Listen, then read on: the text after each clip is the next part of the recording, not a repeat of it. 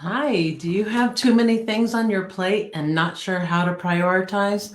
Hi, I'm Cheryl Texera, and I'm going to show you some strategies on how to prioritize all of your work so you can implement effectively and have better outcomes. So let's get started. All right. So I'm going to share my screen this morning. Good morning, everybody. All right. So today we are going to talk about what's the priority, right? And we want to have some easy strategies for how to prioritize, because really, as an entrepreneur, there are so many things to do. And if we don't learn how to prioritize better, we're going to have a problem with not reaching our goals, right? We want to make sure that what we prioritize is going to actually help us reach our goals. So let's get going here.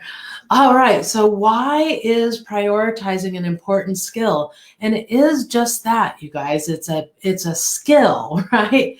You need to actually, just like estimating. Last week I talked about estimating, and the week before we talked a little bit about managing your time and time blocks. And so today we want to talk about this skill. It's a skill that you want to keep building, so you want to practice and get better and better and better at it, because you can do it all. As an entrepreneur, you can, but you just can't do it all at once. So we're going to dive into some strategies on prioritizing and get moving here. All right. Good morning, and thank you for joining. The Scrum method for prioritizing is very simple and effective, and it goes like this: must have, should have, could have, and won't have at this time. Now, what does all that mean, right? Well, I love the simplicity of this, because it's pretty easy when you get into certain places to, a certain part of a project, or maybe even just looking at your desk at what your must-haves are, right? If you go live each and every week, then you've got to prep and get ready for your live, right? If you don't do that, then you're not going to have a live every week. So that would be a must-have. A should-have would be maybe some way to present it better. I'm doing slides now. I didn't used to do slides ever. So now, as I go through continuous improvement, I get better and better and more efficient at prepping for my live. I can add in some of these other things that are on my should have and could have list, right? So the could have or the should have might have been creating a presentation, but maybe a year ago it was a won't have at this time, because I wasn't efficient enough to be able to get that done and get all the other things done. So I just opted not to do that. So you can see how that gives you some flexibility, right? Because it doesn't mean you're not going to have it forever, these little presentations or whatever it is that you're trying to work on. It simply means that you aren't going to have it at this time. And that's what I love about that. Okay, whoops. That's what I love about that. Won't have it this time. It doesn't mean forever. It's just right now, you're not going to have it. You might have it later on. Okay, so the way I like to strategize is prioritize is to take a top-down approach, right?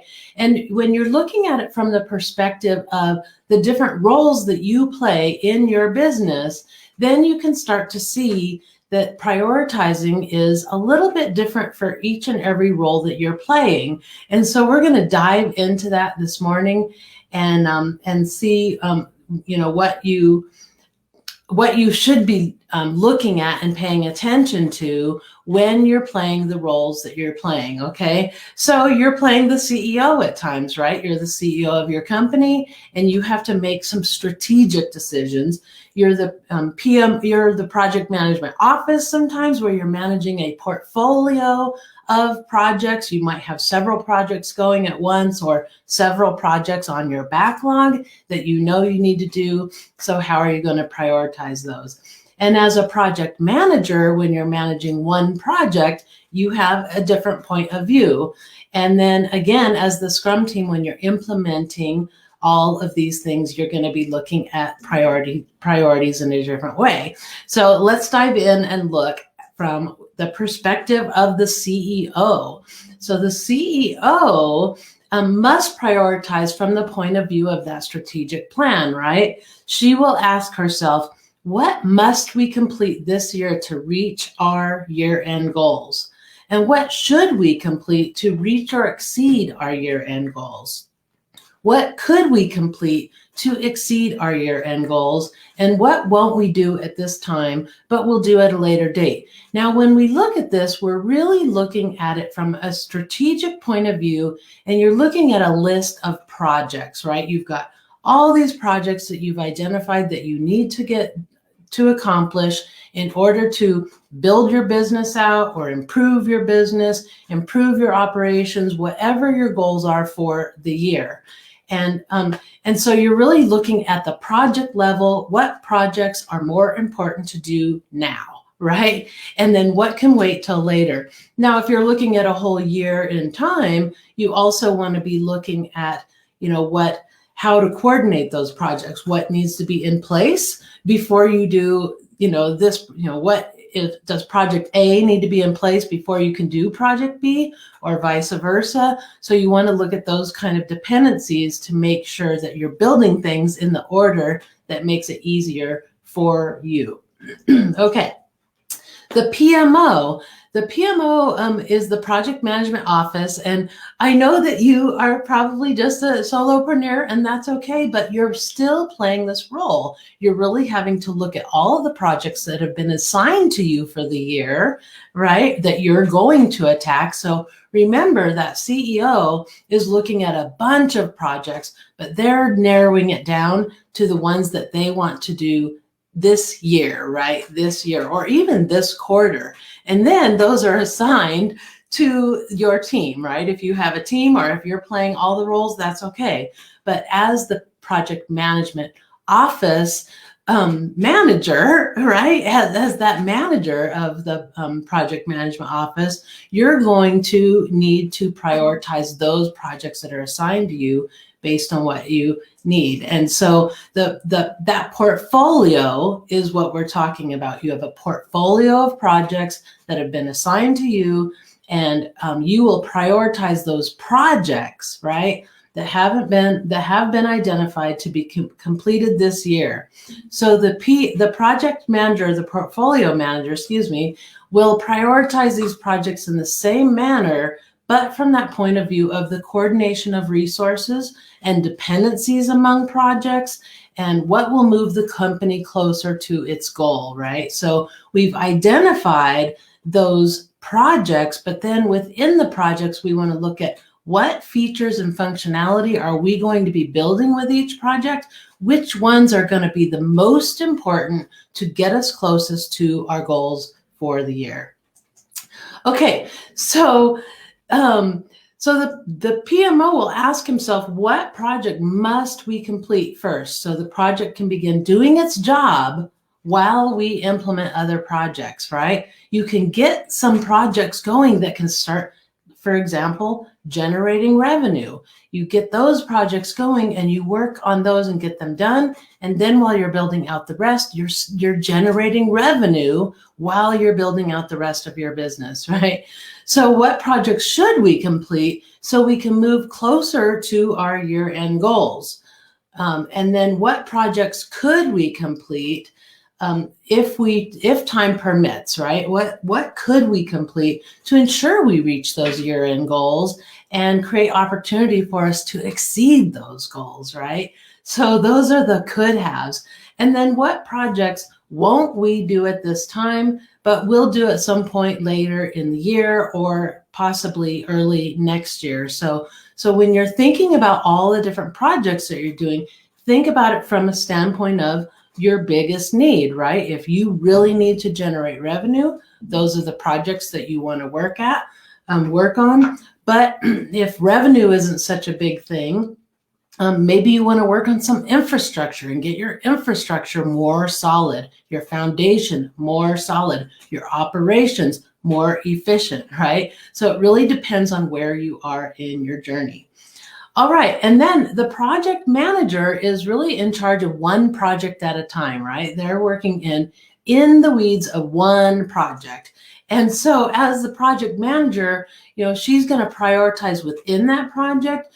She's going to look at all the different deliverables that are required to complete the project. So she's going to be determining the priority of those. And she needs to really look at that based on her available resources and the coordination of all the parts, right? Project management, I don't know if you're aware of this, but project management was actually sort of invented in the construction industry, because if you can imagine building a huge high-rise building or something, the amount of coordination that must go through to make sure that the plumbing's in place before the walls go in, and the electricity's there before the walls go, the sheetrock goes on, all that stuff, and all those things need to be coordinated. And if it's not coordinated well, it can be a huge waste of time, which costs valuable, like money, lots and lots and lots of money, if the project isn't on time, right? So you can have huge delays because that coordination effort is huge. And that is the job of the project manager, to make sure that all the parts are being coordinated properly, and the things that need to be in place first so that you can do the second thing are there. They're also going to look at functionality to make sure that the particular functionality is there, and is actually there, and what's required to get the job done. So, for example, if you're building out a sales page and you're going to be accepting payment, that functionality for having a payment and being able to process payment is really high on that list, right? It's a must-have. You must be able to accept payment if you have an automated sales page. Otherwise, what's the point, right? What's the point of having that sales page, because you can't even accept money? So that functionality is going to be another factor of, where, in the must-have, should have, could have, and won't have realm. Not being able to accept payment on an automated sales page could never really be a won't have, right? It's sort of make or break. And then the other one is outcomes. And so outcomes you want to think about. One is the success of the whole project within itself, but also the outcomes for your users, right? For your customers, your avatar, your prospects, whatever level you're working at, or internally, your team is going to function better with this thing that you're creating, this thing you're building.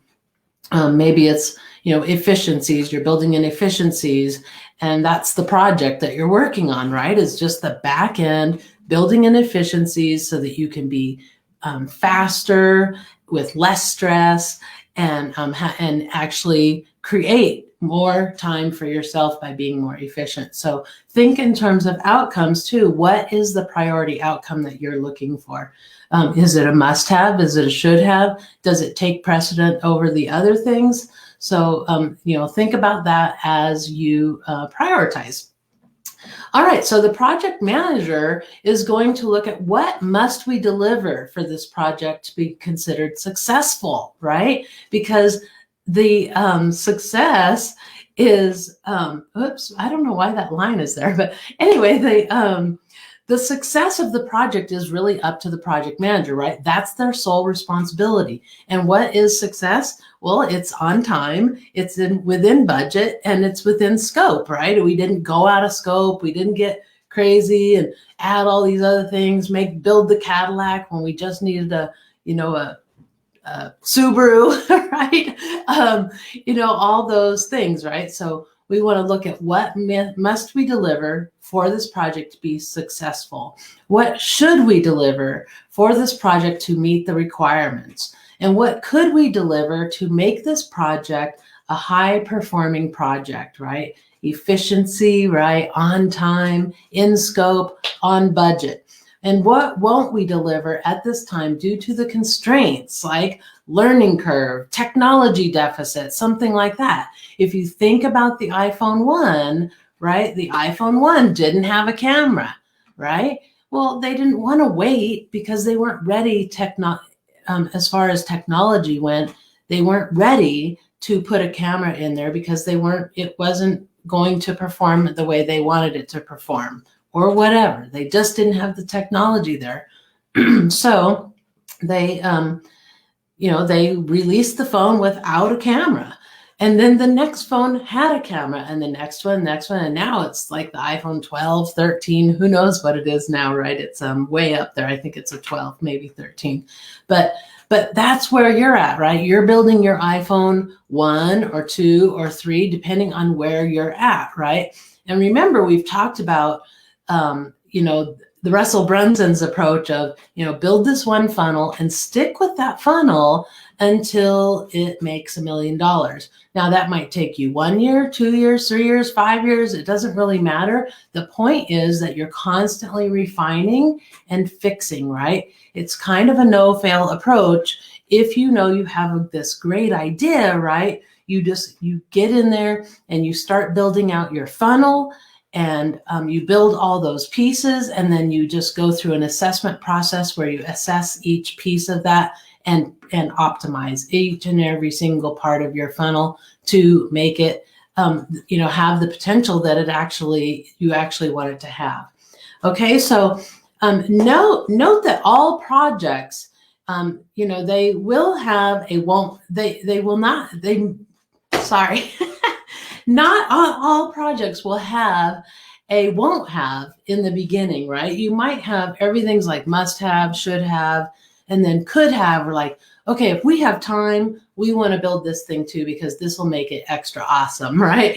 But if we don't have time, then we'll put it on the won't have list. So think about that could have and won't have sort of as, it could be a time constraint or a technology constraint, like the iPhone.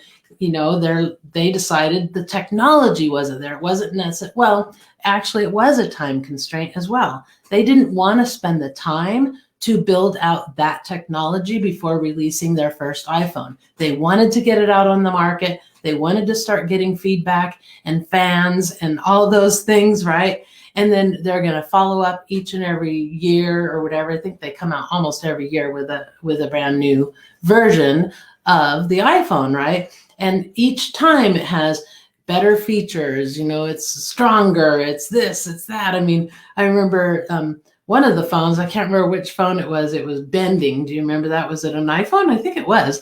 It was bending, right? And so now, like, I just needed to destroy a phone, and it was like really hard to break it in half. So it's changed a whole lot. So, remember that the project manager's priority is the project success. And so if you think about that iPhone, right, that project manager that was managing that whole project of releasing that first iPhone wanted to make sure that that project was successful. And if they would have added the camera to that, one, they might have been late on their project. Two, they might not have delivered the quality that they wanted to deliver. And so they may have had more problems, and it might have turned off customers, right, if they released something just a little bit too soon. And so they opted to not have that feature and then add it in later on. So think about that as you're building out. Everything doesn't have to be perfect, but you want to constantly be improving, just like the iPhone. Every year they come out with a new one. Every year they get better and better and better, right? And that's what you're going to do, because it's about the long game in the long run, right? You could just be this fabulous person that put everything together and made $1 million the very first year, but in the meantime, you destroyed relationships and you did all these other things, and now you're just a flash in the pan and it's over, right? You're looking for something long-term, long haul, and something sustainable. And that's why this form of prioritization works really well with my program, which is driving that spike, right? You drive the spike, you build at least part of it, you build that iPhone 1, and then you keep iterating through and adding more and more to it making it better, adding features, cleaning things up, making it more sleek and sexy, and all those things that you need to do to make it be the business of your dreams, right? And to build your business of your dreams and the job of your dreams, right? So we don't want to I don't know, there's all these, I always look at people who own a restaurant or own a fast food place or something. And, they might be wealthy and they might be doing great and all that stuff. But for me, I wouldn't want to be, making sandwiches for my business. That wouldn't be a dream job for me. Similarly, I wouldn't necessarily want to be doing all the development work of a solopreneur, all the time and being in the weeds all the time. Okay, so now we're going to get down into the Scrum team, into those weeds, right? That is our implementation team. That's what a Scrum team does. Scrum team is the implementation team. You have a product owner. That product owner is the champion for your avatar and is the person that's going to protect their interest, right? In the mean of the project. Like as you guys are working that project, your team, if it's only one of you, you want to be playing that part of a product owner. And that product owner is the one who prioritizes all the work within a sprint. Okay, so the Scrum team will prioritize from the perspective of features, the project deliverables, and how they impact the user, your avatar. The product owner represents your avatar and will make decisions based on what is best for them. And then the product owner is the one who is in charge of prioritizing. So that product owner is going to ask, what features must we have in this deliverable to achieve the best value for the customer? What features should we have to ensure the best outcomes for the customers? Now, notice I'm not talking projects anymore. We are in the weeds of a project. And what should we have in this project? What features could we have in this project? So thinking about, that sales page, right? You're creating that sales page. You got to be able to make a payment, right? And so that is a feature that absolutely must be there. But so if you're thinking about a course or anything like that you're doing, you're looking at it from the product owner perspective, and you're going to prioritize what's best for that customer and what's going to give them the most success, in the long run. So, and then what features won't we have at this time? What are the ones that, are the nice to haves that, oh yeah, we could have it, but if we don't have time, we're going to not have it. Or you might have, again, some of them you already know that it's part of your long-term plan, but it's not something you're going to do right now. And those would go in the won't haves. You see how those are not tossed out. It's not like you're cutting scope and you're eliminating that thing. You're just saying, I'm cutting scope to what we can handle right now in the time frame that we have, and then we will come back to it when we go through continuous improvement and add in those features. Okay, so it kind of teaches you patience, doesn't it? It teaches you a lot of patience to actually work your projects in this manner. And it is a little bit different way of thinking about things. So how do you do it as a solopreneur, right? You've got all these things to do. You're playing all those roles. So how do you do it as a solopreneur? So prioritizing must first come from the top, right? So first it's what projects do we need to meet our goals? Of those projects, which are the ones we must have and which could we wait until next year if we must? During a project, which deliverables must be delivered and what could wait until continuous improvement? And then at the Scrum team level, what tasks are a must and which can wait until continuous improvement, or which can wait until next sprint, right? If you have a project that's taking you multiple sprints, you're going to start looking at, okay, what can I complete in this 2 weeks, in this sprint, and then what gets on the back burner for next sprint, right? So those are things that you want to also consider is how long. That's why estimating is really important, which we did last week.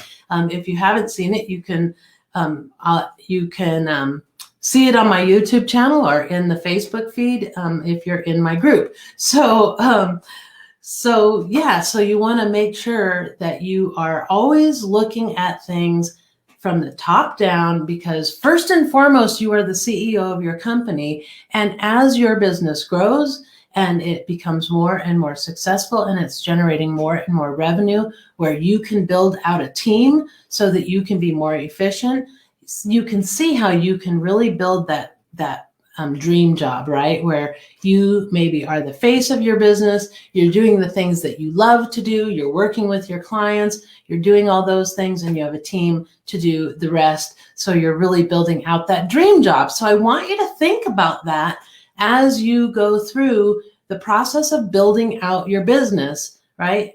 When you build out your business, all the things that you have to do as a solopreneur, think about those things. Which things are you good at? Which are you bad at? Which do you love and which do you hate? Because eventually you want to build your dream job and you only want to have the things you're good at and the things you love, right? That's it. Everything else you want to outsource.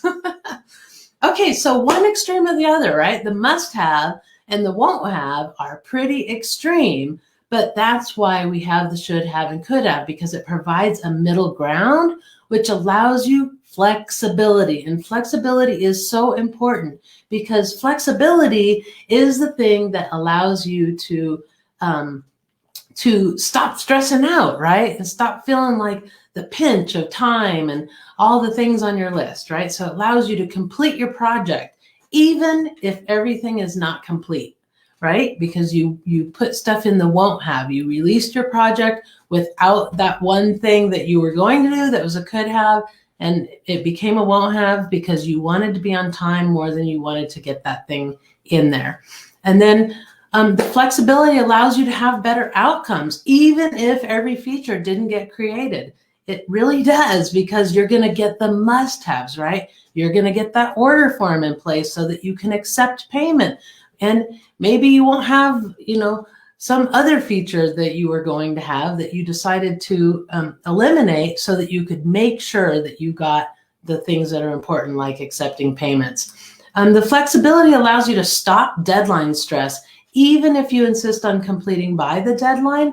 If you really are like, that's it, you want to be on time with your work all the time, then this prioritization schedule is going to help you a lot, because it'll help you move those could haves to the won't have at this time, so that you can be on time, and then you just eliminate those things that are not as important, so that you can be on time. And then the prioritization actually provides natural milestones and stopping points for you as well, so you can implement with less stress and more flexibility, right? It gives you those stopping points. If you think about it, if you think about the current sprint, if you're working in sprints, and you think about that current sprint, what are the must-haves in your sprint? What do you really need to get done so that next sprint's better, so that the following sprint's better? So, whatever you're actually working on. And make sure that everything that you have on the must-have is aligned with your goals, right? You didn't end off in some rabbit hole that has nothing to do with your goals, because you thought you should use it. And if you aren't sure about how that works, 3 weeks ago, because this whole month has been all about time management and making sure you don't go down that rabbit hole. I believe the first one of the month that I did was all about courses and how to organize those courses, how to leverage the ones you have, and how to not end up down that rabbit hole purchasing some course that you don't need right now. Maybe you need someday, but you don't need it right now, and it derails you and gets you down a rabbit hole and off track from what your goal was for your sprint. Okay, so that's why you want to be prioritizing. The whole series that I did this month was, don't go down that rabbit hole, stay aligned with your goals. Every bit of time counts, and you want to make it count toward those goals. And then we did time blocks the second week, where we really looked at our time and, making sure that time is is used well, and your green time is used for, green tasks, so that you make sure that you have that full focus time. So you focus completely on the thing that you're doing, and the things that you can, handle some distractions, you use your yellow time for, instead of squandering that and using it during green time, right? And that you're putting things, your time is precious, and you're protecting it, and you're putting things aside during that full focus time. And then last week we did estimating, so that you could learn that skill of estimating, so that you're better at planning out your sprints, right? You don't overpack and overcommit your sprints, and you can be realistic. Am I going to be able to really get this thing done in 2 weeks, my sprint? Or is it going to take me 2 full sprints to get it done, or 1.5 sprints, or something like that, right? But estimating helps you be realistic, so you don't jam up yourself and jam up your sprints, and then end up mad at yourself, right? Because you can actually add more into your sprint, and you're like, woo, I did it, right? I got all this done, and I'm adding this thing. But if you jam too many things in, then you feel like a failure, and that's not good for our mindsets, right? Because we need to keep a positive mindset, and we need to keep setting ourselves up for success all along the way, and being on time and in scope and within your budget for any project is a huge success, okay?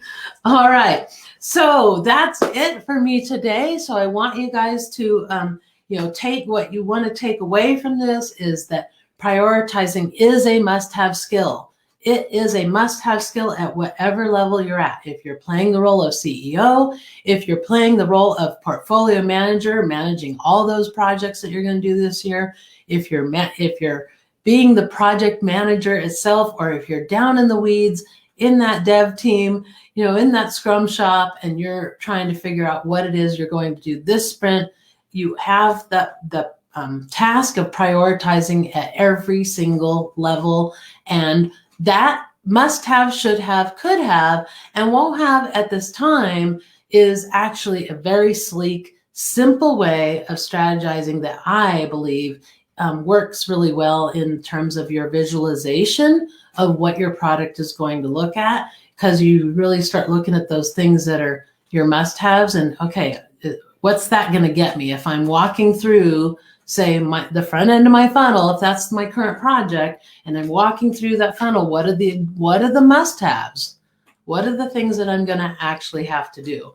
And what are the could-haves, and what are the should-haves, right? What are the won't-haves at this time? If you're going to, if you're looking at, 10 projects or 20 projects that you need to do, and that, which ones are the priorities that you're going to work on this year? Because you can't get them all done in 1 year. You can't. And, depending on your speed, but, 20 projects is a lot. So, so it might take you a little bit longer, but that's okay, because remember, you're going for that long-term success, right? The long-term success. Super important for you to keep your eye on the prize all the time. Don't get lost in the weeds, because I'm telling you that, building out your business in this way, it's just projects. It takes the emotion out of it, takes everything out of it that is going to hold you back, that's going to make you feel like a failure, because it's really, you just release, your work, and you get it out there, and you get feedback, you get statistics, you get information, and then you start tweaking and making it better and better and better until it's optimized. And that's our goal. And that's why we prioritize and we estimate and we do all these things, because it's all about projects. You build your business one project at a time. And if you have a team, you probably can do multiple projects at a time. Actually, even without a team, you could be working on multiple projects at a time. But that if you really focus your time on one project, then you can get it done faster, get it out the gate, and then work on the next one and the next one. So think about that as well as you prioritize that. Yes, some things maybe you have to work on them simultaneously, just simply because of time constraints, but you can do it. You can do it all. It just takes really building these project management skills, building your estimating skills, building your prioritizing skills, and then getting all that emotion out of it because you're just focused on data and not drama, data, statistics, information gathering and all that to make it the best, perfect business that you've dreamed about. You can build it. Just keep that vision in mind and go for that long haul. All right. So thank you very much for joining me. And be sure to check out all my other videos on my YouTube channel, or, you can join my Facebook group if you're not here, if you're not watching this live. You can join my Facebook group. It's The Boss Productivity Group on Facebook.